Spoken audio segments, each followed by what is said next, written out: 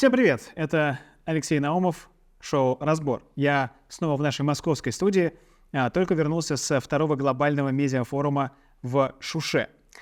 Сам медиафорум, кстати, вышел совершенно замечательным. Там 150 гостей, 30 стран, медиа-агентства, информационные специалисты и так далее. Имел много интересных бесед. И, кстати, потрясающе быстро восстанавливается Карабах, когда вот ты едешь из Физули в Шушу, буквально поражает воображение. Количество постоянно возводимых новых дорог, тоннелей, мостов, зданий, школ, магазинов, в общем, чего только нет, музеев даже. То есть буквально чего только нету. Приятно видеть, как азербайджанский Карабах расцветает, поднимается из руин, и как буквально жизнь сменяет собой смерть. Всем, кто имеет возможность съездить в Карабах, крайне советую. Впечатление, буквально исторического события.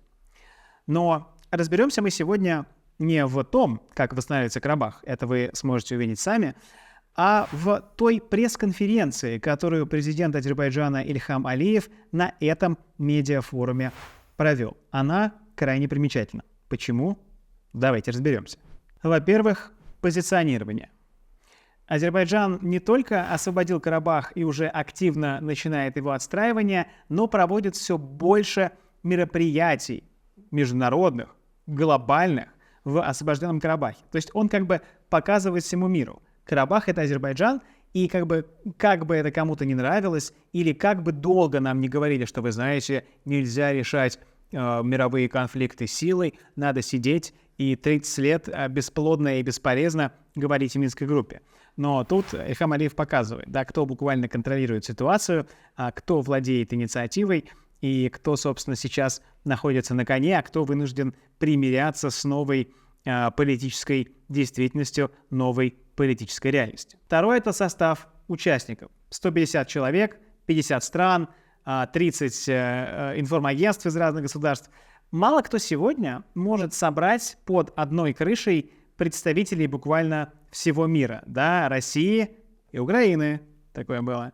России и Великобритании, Соединенных Штатов Америки, Европейского Союза, Пакистана, страны Ближнего Востока. То есть кого там только не было. То есть сегодня, когда повсюду бушуют какие-то внешнеполитические баталии и буквально мир делится на своих и чужих, вот Азербайджан у себя в регионе, в своем Карабахе проводит мероприятия, куда все могут приезжать. Это довольно интересное большое достижение.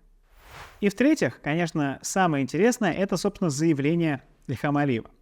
Я присутствовал в зале, в котором проходила пресс-конференция, и это надо было видеть. То есть в окружении вот этих 150 человек из буквально там мировых центров силы Ильхам Алиев чувствовал себя максимально расслабленно и в контроле. Когда уже к 4 часу подходили, люди уже начинали уставать, и я помню, как азербайджанский президент такой: заканчивать пора. Наверное, надо заканчивать. Было видно, что он готов и дальше общаться на 3, кстати, языках: на азербайджанском, на русском и на английском, и на всех одинаково успешно. Про азербайджанский судить не могу, потому что пока его не выучил, но с русским и английским все было замечательно.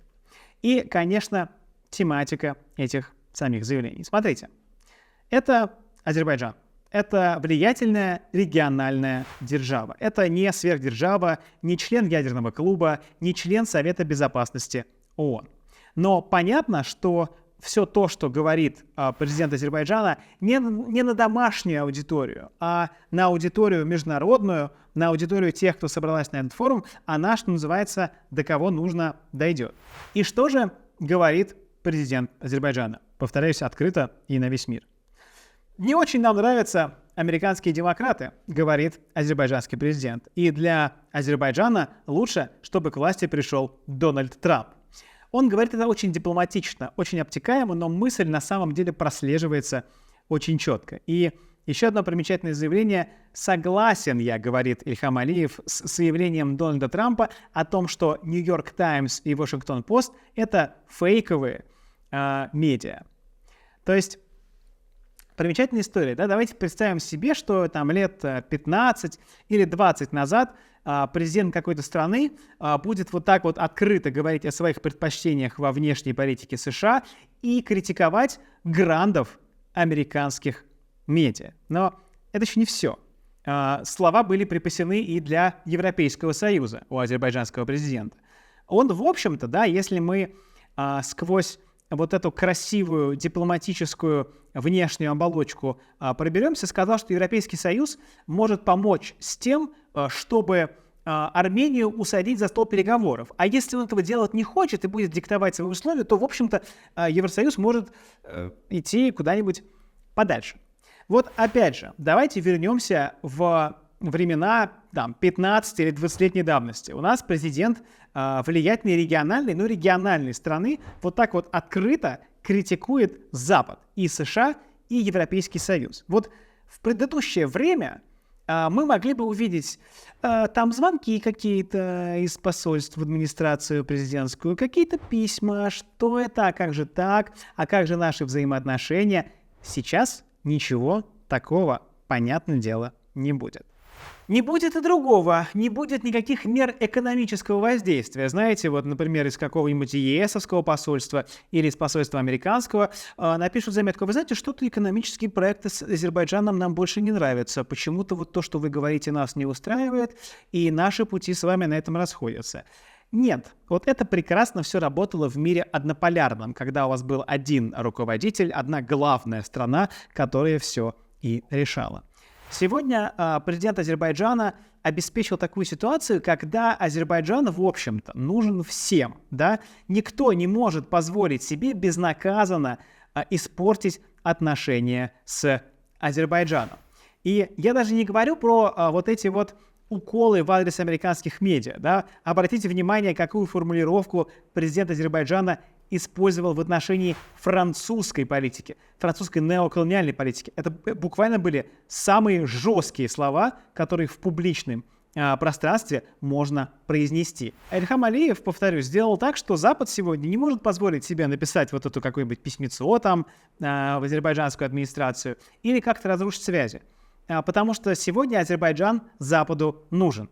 Нужны ресурсы, нужно какое-то рабочее взаимодействие на Южном Кавказе. Потому что, например, Ильхам Алиев может сказать Западу: вы хотите ввести санкции, хотите нарушить с нами отношения, а вы знаете, здесь Россия рядом с нами есть, и вообще-то у нас договор о союзническом взаимодействии. Вы хотите, чтобы мы всегда действовали на мировой арене сообща, да, чтобы буквально вот стали не разлей вода. И Запад, конечно, скажет: нет, погодите, нам очень важно, чтобы Азербайджан проводил свою суверенную политику. То же самое касается, кстати, и взаимоотношений с Россией. Сегодня и Россия понимает, что не может, там, грубо говоря, диктовать что-то Азербайджану, что она вынуждена учитывать его суверенные интересы. Это работает. Очень хорошо, приятно было слышать, когда президент Азербайджана сказал, что на двустороннем треке с Россией не осталось никаких спорных моментов. Мы понимаем, да, как бы кто здесь кому ближе, с какой страной союзническое взаимодействие, а где, что называется, а какая страна может идти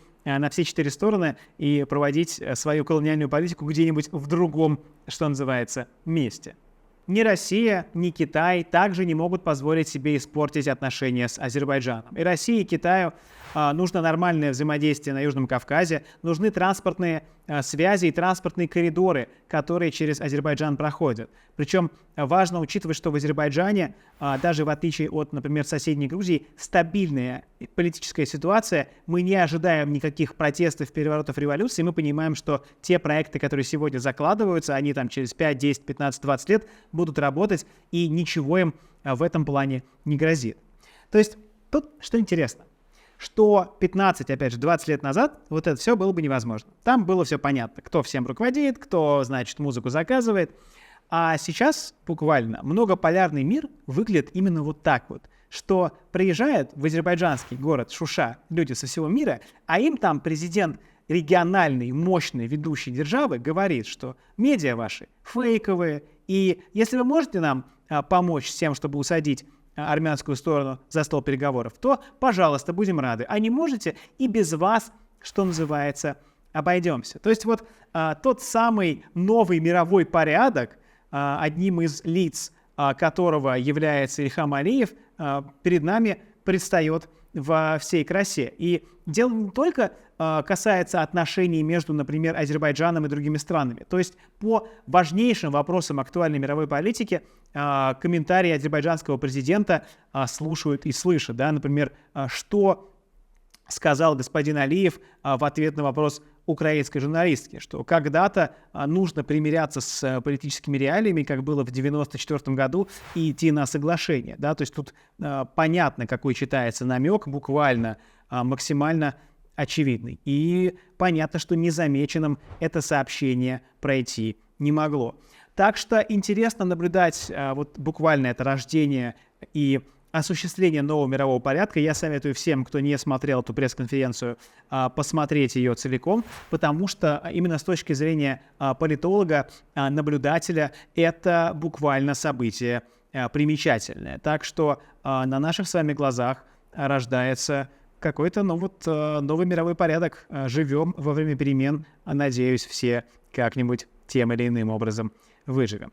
Это был Алексей Наумов, шоу «Разбор». Если вам понравился наш сегодняшний выпуск, пожалуйста, поставьте лайк, это важно для распространения. И оставьте комментарий, пишите, в чем бы еще вы хотели вместе разобраться. Встретимся через неделю.